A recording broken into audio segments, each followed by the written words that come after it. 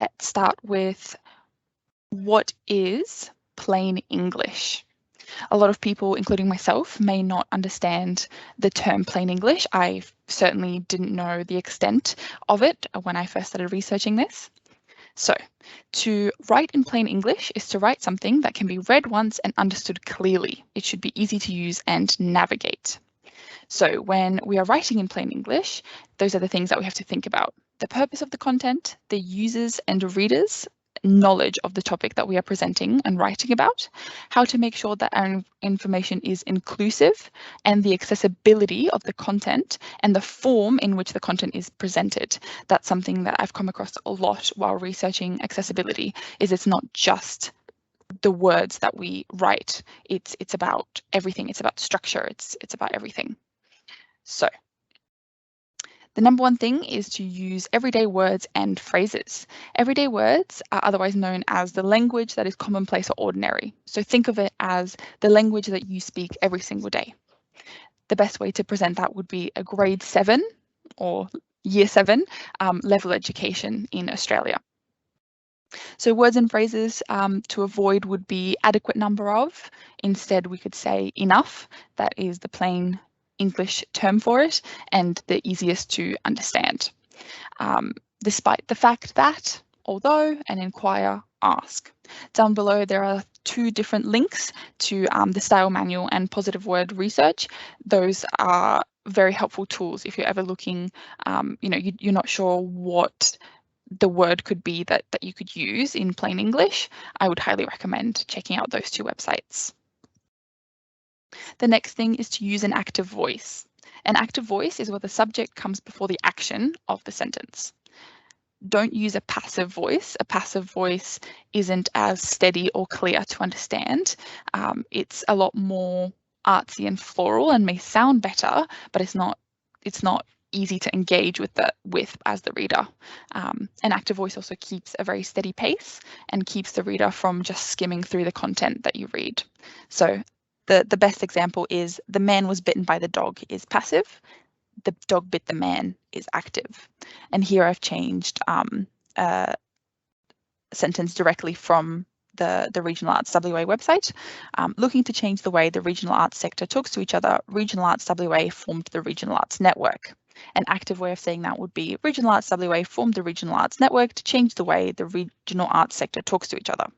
Down below is another really helpful link if you're ever looking to research more about active voice and what it means. Next, we have eliminate filler phrases. Filler phrases are necessary words that are otherwise known as filler words or entry words. So saying things like basically before a sentence or for what it's worth. In speaking terms, it would be things like or like before you continue to say things. They don't add anything to the content, they just fill up the space in your sentence and may confuse people whose first language is not English. So there is an example included there, and Become a Writer Today, the website I have included, is really helpful to help you eliminate those filler words, which I'm currently using a lot of. Easy to use and understand transition words. A transition word or phrase is one that shows the reader the relationship between certain paragraphs or even sentences. So this, that, these, those. The repetition that is listed here shows the example of how cutting out the words shows on the go from being repeated makes the sentence a little bit smoother to read. One of the most important ones is use lists and avoid run-on sentences. It can really make the page look bigger and the writing a little bit clearer, as you can see here by turning one really long sentence into, by turning one really long sentence into a list, you've immediately made it a little bit more accessible for people to read. It is really important for people with any visual impairments, as creating more white space helps them concentrate. And then the lead-in sentences helps the reader understand the list. A lead-in sentence being a topic sentence, so a sentence that will explain exactly what the list is about to do. Avoid Acronyms if the term does not come up a lot. An acronym is a word or name formed from the initial components of a longer name or phrase. Acronyms is a tricky subject when researching to do with accessibility, because in longer texts they are certainly helpful. But when the acronym only comes up once or twice, it can actually confuse the reader, especially when it's an acronym that's easy for you to understand, but the reader might not particularly be familiar with it. And using that acronym can help the reader feel like confused and unsure of what's going on there. Our Australian Style Manual, which I have linked down below, talks a lot about it and how to do it well if you must do it. And one of the things Matylda did touch on when we have a conversation about acronyms is that sometimes the reader might have to go back to remember what the acronym was. So that makes it difficult for understanding to be gained, because you have to keep referring to the top of the page or the top of the screen to find what that meant. So it kind of breaks the understanding somewhat. Yeah, and the concentration as well.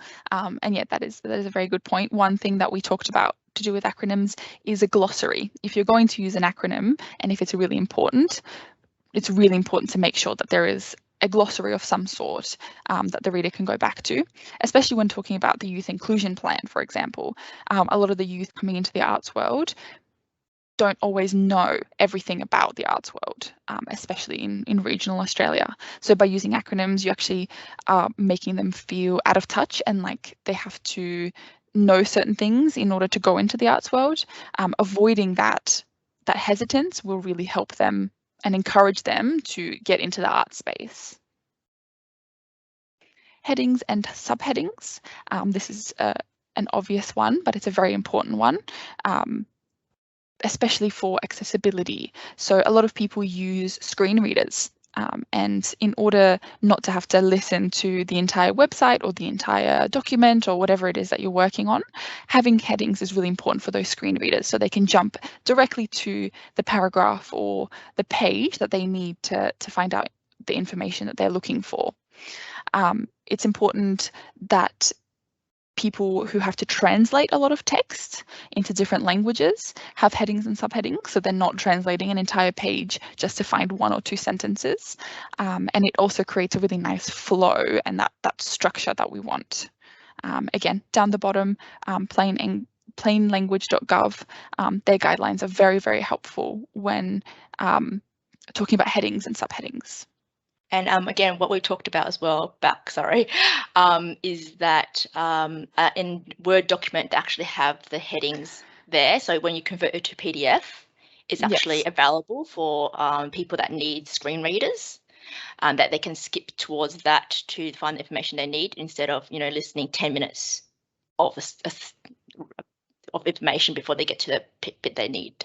Yeah, absolutely. And to do with structure as well, on Word, you can auto-generate content pages as well, which is very, very helpful for screen readers and the CALD community, because with those headings, the content page can actually allow you to skip around to wherever you need to go. Inclusive language. Inclusivity means providing access to opportunities for people who might otherwise be excluded. That is the most simple way to put that. It's very important to use inclusive language in everything that we put out. It not only helps people feel seen that they want to be and feel accepted, it also subtly challenges an unconscious bias. So when we use words such as they, them, unless obviously clarified with the person beforehand, it helps the people reading it to challenge that bias that they may have towards using gender neutral pronouns. It helps us not seem assuming of anyone, and stay respectful towards everyone's identities. I've listed down below some examples. However, keep in mind it is different for everyone. So Jasmine and I were discussing, I put in disabled person / people shouldn't be used. It should be person or people with a disability, but in different circumstances, it may be the other way around. So down below, I've included an inclusive language link. Please make sure to refer to that before making any decisions on what language you're going to use, because different communities prefer different phrases and wording around that. Never assume knowledge on a topic. So when you're reading a text, the reader may know nothing going into it. So using the website, for example, someone might be coming into our website and into our art space, not having a single clue about anything to do with the topic. We want to be able to give them that introductory topic from the beginning. You don't want them going into it halfway through. So a really good structure to use is most important information first, then give the explanation, and then further details. If someone is just looking at our website and looking for the most important thing to them, so for example, how to apply for a grant, they need to have that up front and center. That needs to be the very front of what we do. Then if they want to learn more, if they want an explanation or further details, they can choose to then read on, but they shouldn't have to get through a big chunk of text before getting to the most important information. Use examples if needed. Don't be afraid to use really cliche examples. So the example that I used in our meeting with Wengsi, Jasmine and Alana for this was a conversation. So if Wengsi and I were having a conversation about what I ate for breakfast and Jasmine came in halfway through, I can't expect her to know exactly what I'm talking about. So always make sure to be starting, not halfway through a conversation. Always make sure to start right at the beginning so that it's all clear and it's all set out for anyone who may come across the text. Next is include a glossary. A glossary is a list of words or phrase definitions. This is very, very crucial, especially since we work in such a art term heavy field. We use a lot of acronyms, a lot of terms that may not be familiar to people. It's really important that we're not leaving anybody out. A glossary, especially for websites or heavy texts, is the best way to do that. We are allowing our content to be accessible and to be open to anybody by including glossaries. Glossaries can also be helpful with reference images or links to more information. Instead of putting that into the body of the text, we can put that at the end in a glossary, and that way if anyone's interested, they can go and look those things up.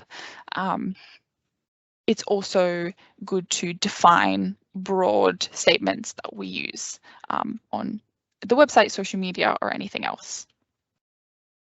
Next, I wanted to touch a little bit on accessibility. As I said at the beginning, the action plans, and while I was researching things for action plans, it all came down to a broader term of accessibility. We can write things in plain English. That doesn't mean they'll always be accessible. Accessibility is the quality of being easy to use and understand. It is easy to reach and obtain for people who have a disability as well as people without a disability. To make text more accessible, in general, it must have these things. Essential information first, so a good structure, no small fonts, no light or bright colours, making sure we have good contrast between our colours, and if possible, stick to about 110 words per page. Obviously, if you're writing a very long document, that's not always going to be possible, but that's kind of a rough guide. Jasmine, do you want? Not Jasmine. Matylda, do you want to pop back and explain why no small fonts, no light or bright colours? Absolutely. So, the contrast between colours and no light or bright colours is particularly important when it comes to people with any sort of visual impairment or disability. For example, I can use myself as an example. I have an eye condition, which means that sometimes I can't tell the difference between certain colours, or the contrast can blur. So it's really important to keep a good contrast so that if anybody's just looking at the page, they can immediately tell what's what on the page. The fonts is a little bit more obvious. People who may need to use glasses or can't really see much on the page can't read smaller fonts. So the accessible font size, that is worldwide accessible, is 12 points. 12 points is the smallest that we can make our text in order for it to be accessible. Obviously, the bigger the better. And try not to use fonts that are creative fonts like your Calibri or whatever. Try and stick to New Times Roman and Arial. They're the two most accessible fonts that have been researched. And then just a little brief thing on accessibility in social media. This is more specific, obviously, to the comms team, but anybody who's making social media posts, this is very crucial. Always use alternative text where possible. Most social media sites nowadays have that already built in, but always make sure to go out of your way to put that effort in so that if anybody is using a screen reader, they also feel included in that, especially when the images are important to what you're trying to say, so graphs, things like that. Descriptions of all images are also important, as well as putting in your main alt text. Make sure to use that description in the body of your text. It helps when people may not have the ability to access a screen reader, they can still feel included in the images you're posting. If possible, avoid text in images or in videos, especially in images. Again, going back to contrast and going back to accessibility, it's really hard to show people text in images in an accessible way. Helpful and easy to find hashtags. Always use camel case. As shown here, camel case means that every single word in the hashtag is capitalized. And always put links and hashtags at the end of the post so that if someone is listening to it, not reading it, they don't have to listen to hashtag this and this, at this and this. It just makes their experience a little bit better. Links should be clearly labeled, as shown here in the square brackets, pick video or audio. You can also put things like article or going to a different website if necessary, if you're going to send them somewhere else, just so that a person who cannot see what they are doing knows exactly what they're heading into. So for example, videos can sometimes start off very loud. We want to avoid that. Shorten your links if possible. So bad example on my behalf on the bottom, that would preferably have been a shortened link so that when someone is reading it, they know exactly where it goes to. And if possible, avoid using links in general, but if you are going to use a link, don't just click here in blue or whatever color. Always make sure to be describing your link at full length. So for example, you would say, for more information, go to the Australian Government Style Manual, and then that would be your linked part there. Again, I have included a little accessibility guide on the bottom there for accessible communications. That one has been a very, very helpful one in all of my research. And that's me done.